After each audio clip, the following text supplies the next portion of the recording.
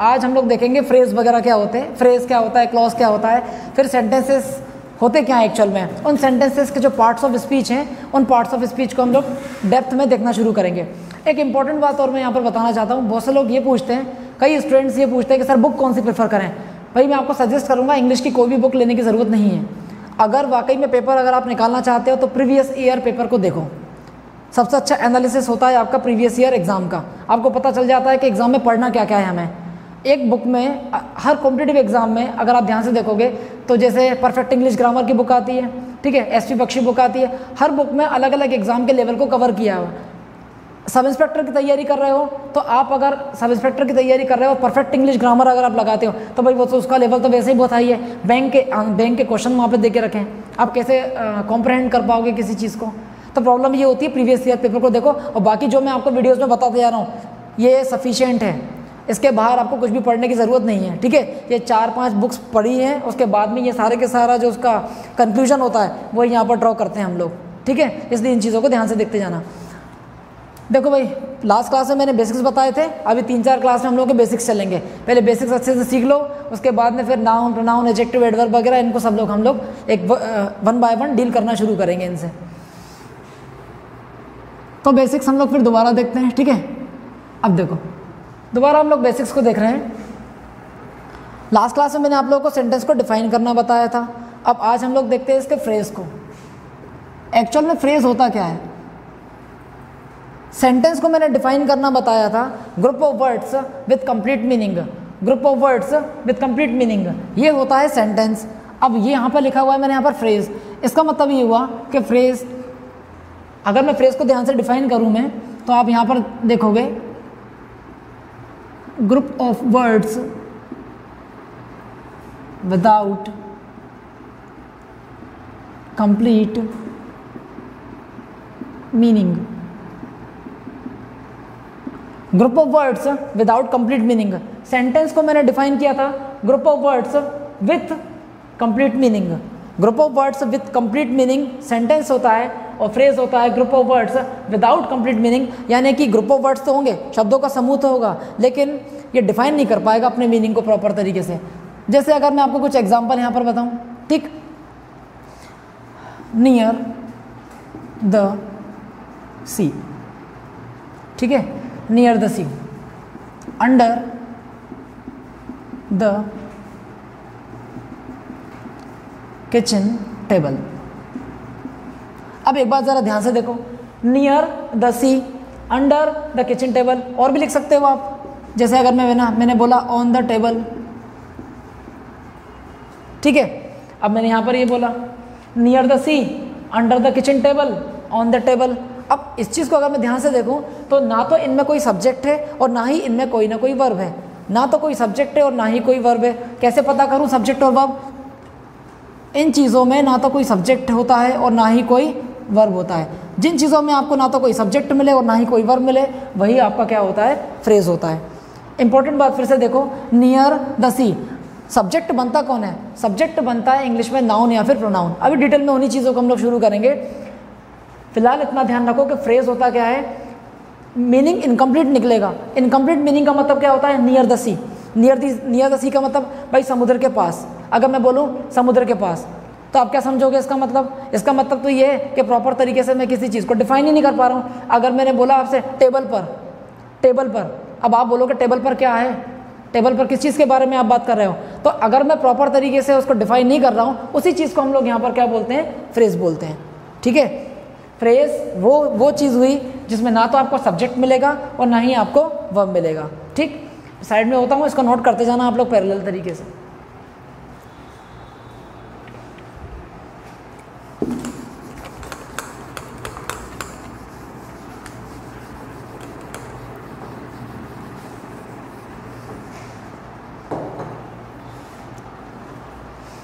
अब देखो जरा यहाँ पर दूसरी चीज़ मैं यहाँ पर बताता हूँ आपको, इडियम होता क्या है। ठीक है, पहले मैं यहाँ पर लिखता हूँ भाई फ्रेज, अभी जिसे हम लोगों ने यहाँ पर डिफाइन किया था फ्रेज, और दूसरा मैं यहाँ पर डिफाइन करता हूँ क्या?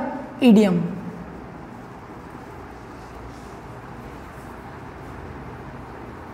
और दूसरा मैंने यहाँ पर लिखा हुआ इडियम। अब दोनों में डिफाइन करना, इंग्लिश सीख जाते हैं लेकिन हम लोगों को डिफरेंस पता नहीं होता इन दोनों का कि फ्रेज और इडियम में डिफरेंस क्या होता है। देखो ध्यान से, जब मैं फ्रेज लिखता हूँ तो फ्रेज में सरफेस मीनिंग, सरफेस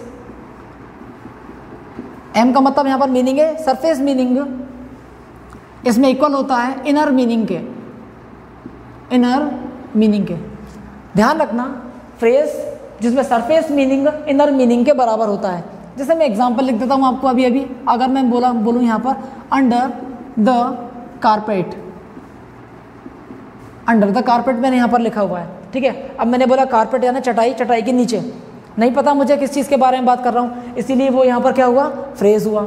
दूसरी चीज़ मैंने यहाँ पर लिखा हुआ इडियम। अब इडियम को अगर आप ध्यान से देखोगे तो इडियम में सरफेस मीनिंग, सरफेस मीनिंग किस चीज़ के इक्वल नहीं होता, इनर मीनिंग के इक्वल नहीं होता, ठीक है। वो स्पेलिंग लिख दी है मैंने ऊपर, सरफेस मीनिंग किस चीज़ के इक्वल नहीं होता, इनर मीनिंग के इक्वल नहीं होता। जैसे अगर मैं आपको एक एग्जांपल दूं, bone of contention, bone of contention, दूसरा लिख देते हैं break the ice,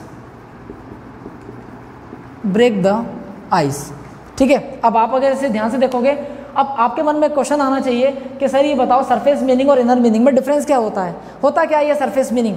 surface meaning का मतलब ये होता है कि वर्ड्स को जब आप पढ़ते हो और उसका हिंदी आप ट्रांसलेट कर लेते हो, जो भी आप उसे पढ़कर समझ जाते हो वो चीज़ उसमें क्या होती है, उसे बोलते हैं हम लोग सरफेस मीनिंग। उसे क्या बोलते हैं, सरफेस मीनिंग। सरफेस का मतलब क्या होता है, सतह होता है, और ऊपरी लेवल पर जब आप उसके मीनिंग को समझते हो तो उसी को हम लोग बोलते हैं सरफेस मीनिंग। इनर मीनिंग का मतलब ये होता है कि शब्द कुछ और हैं और मीनिंग कुछ और निकल रहा है, शब्द कुछ और कह रहे हैं और मीनिंग कुछ और कह रहा है, उसी को हम लोग क्या बोलते हैं, इनर मीनिंग बोलते हैं। ध्यान से देखो, अंडर द कारपेट मैंने यहाँ पर लिखा हुआ है, अंडर द कारपेट। अब इसका आप अगर ट्रांसलेट करने की कोशिश करोगे तो क्या मीनिंग निकलेगा, चटाई के नीचे, ठीक है ना, किसी कारपेट के नीचे, यही मीनिंग निकल रहा है। तो इसका मतलब इसमें सरफेस मीनिंग भी वही है और इनर मीनिंग भी इसका वही है, दोनों चीज़ अपने आप में बराबर है। और देखो idiom, surface meaning is not equal to inner meaning. कैसे पता करूं, bone of contention, bone of contention, ठीक है। बोन ऑफ कंटेंशन का, बोन का मतलब तो क्या होता है, हड्डी होती है, ठीक है, लेकिन मीनिंग देखो हड्डी नहीं होगा यहाँ पर।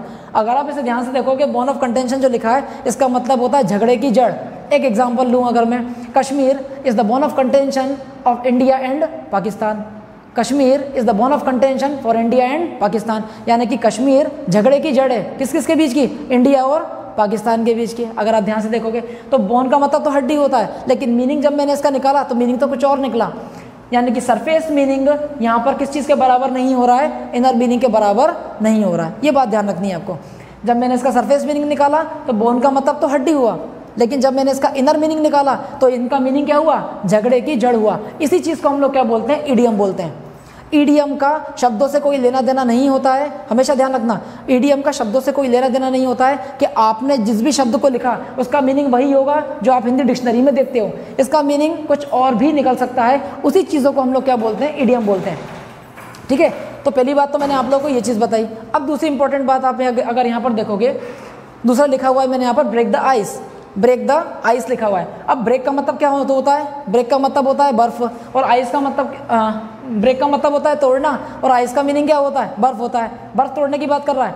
देखो एक एग्जांपल बताता हूँ, आप लोगों ने गाना सुना होगा तेरा फितूर, गाना सुना है तेरा फितूर। उस गाने में अगर आप ध्यान से देखोगे तो हीरो हीरोइन को जिस टाइम पे केक ऑफर करता है, केक ऑफर करता है, वो गाना है ना, तेरा फितूर जब से चल गया रे, ठीक है। उस गाने को अगर आप ध्यान से देखोगे तो उसमें ये बात कही गई है। अगर आप इस चीज़ को ध्यान से देखोगे, वो बात उस केक के ऊपर, यानी कि गाने के आप मिडिल वाले सेक्शन को अगर ध्यान से देखोगे तो हीरो जब हीरोइन को केक ऑफर करता है, उस केक के ऊपर ये बात लिखी हुई है।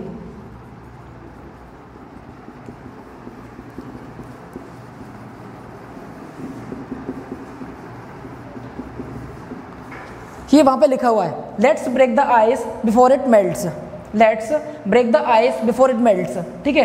अब एक बात बताऊं मुझे, हीरो क्या हीरोइन को हीरो क्या हीरोइन को क्या देगा, बर्फ देगा तोड़ने के लिए सिर पे, ऐसा तो होगा नहीं वहाँ पर, ठीक है। इसका मतलब यहाँ पर ये है कि चुप्पी तोड़ना।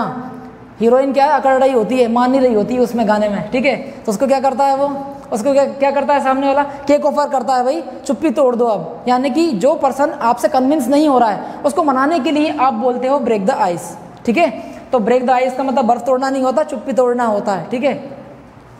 चलो वो तो कोई आशा की, अब ध्यान से देखो जरा, इसको नोट कर लो फटाफट, इसके बाद में फिर नेक्स्ट चीज़ देखते हैं।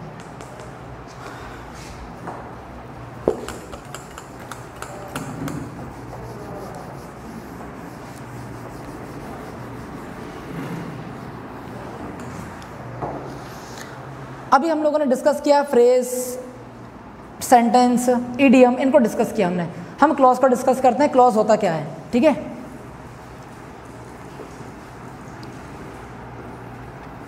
यहाँ लिखा हुआ है मैंने यहाँ पर क्लॉज, ठीक है। अब देखो ज़रा क्लॉज होता क्या है। अगर मैं ध्यान से देखूँ तो क्लॉज अपने आप में एक सेंटेंस की तरह होता है, लेकिन सेंटेंस नहीं होता है। एक सेंटेंस की तरह होता है लेकिन सेंटेंस नहीं होता। क्या हुआ इसका मतलब, अगर मैं ध्यान से देखूँ, it is a part of a sentence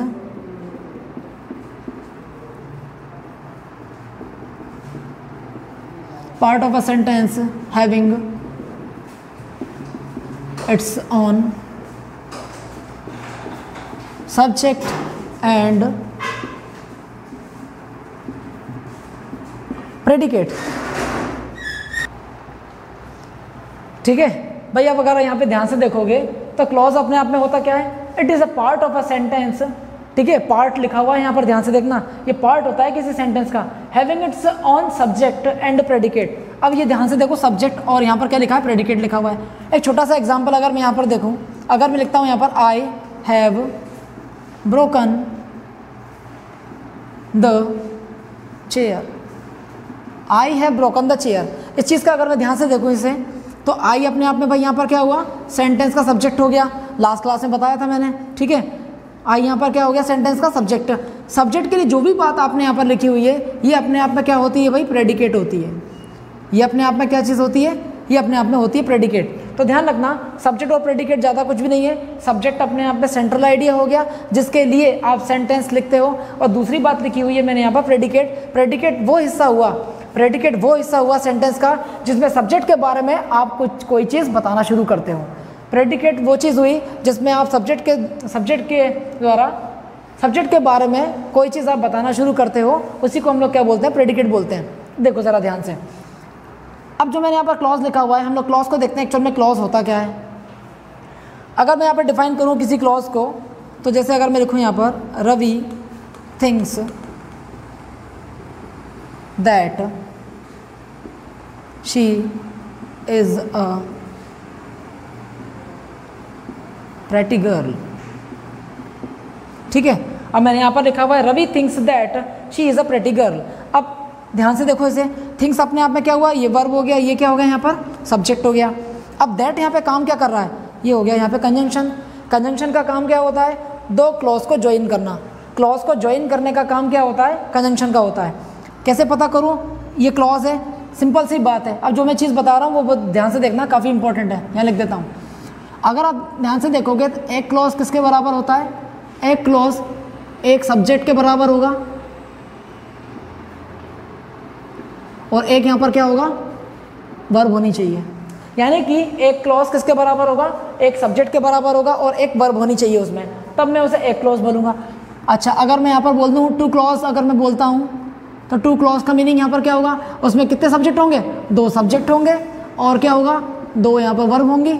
अब मैं अगर बोलूँ तीन क्लॉज, तो तीन क्लॉज का मीनिंग क्या हुआ, तीन इसमें सब्जेक्ट होंगे और तीन वर्ब होंगी। इसका मतलब तो ये हुआ, जितने नंबर ऑफ क्लॉज होते हैं उतने नंबर ऑफ सब्जेक्ट को गिन लो, उतने नंबर ऑफ वर्ब को गिन लो, वो अपने आप में क्लॉज होता है, ठीक है। अब मैं ऐसे ध्यान से अगर देखूँ तो ये वर्ब हुआ और ये उसका क्या हो गया, सब्जेक्ट। इसका मतलब ये हुआ कि ये क्लॉज नंबर क्या हो गया आपका, 1 हो गया, ये क्लॉज हो गया। दैट यहाँ पे क्या हुआ, कंजंक्शन हुआ। इसके बाद में अगर हम ध्यान से देखें तो इस अपने आप में क्या हो गया, वर्ब हो गया। शी क्या हो गया, सब्जेक्ट। वर्ब और सब्जेक्ट क्लॉज कहलाते हैं, वर्ब और सब्जेक्ट क्लॉज कहलाते हैं। तो क्लॉज नंबर क्या हो गया, 2 हो गया ये। इसका मतलब ये हुआ कि ये दोनों क्लॉज जो मैंने लिखे हुए हैं, उन दोनों क्लॉजेस को ज्वाइन कौन करता है, कंजंक्शन का काम होता है किसी वर्ड को ज्वाइन करना, किसी फ्रेज को ज्वाइन करना, किसी क्लॉज को ज्वाइन करना, किसी सेंटेंस को ज्वाइन करने का काम किसका होता है, कंजंक्शन का। इसीलिए इसको कनेक्टर भी बोल दिया जाता है, इसीलिए कई लोग इसको क्या बोल देते हैं, कनेक्टर भी बोल देते हैं, ठीक है। जो कनेक्ट करने का काम करता है उसी को हम लोग क्या बोलते हैं, क्लॉज बोलते हैं। तो ये चीज़ हमेशा ध्यान रखना आप लोग, ये इसका काम क्या होता है, कनेक्ट करने का काम होता है इसका, तो वही चीज़ आप ध्यान रखना। अब देखो ज़रा, इन दोनों की दोनों वीडियोस को आप अच्छे से देख लेना। नेक्स्ट क्लास में भाई मैं आपको सेंटेंसेस वगैरह बताना शुरू करूँगा। सेंटेंस वगैरह होते क्या है, कैसे उन चीज़ों को हम लोग पढ़ेंगे, कैसे आइडेंटिफाई करेंगे किसी पर्टिकुलर पार्ट्स ऑफ स्पीच को, वो हम नेक्स्ट क्लास में देखेंगे। ठीक है, बाकी इनको अच्छे से देखना आप। ठीक, थैंक यू।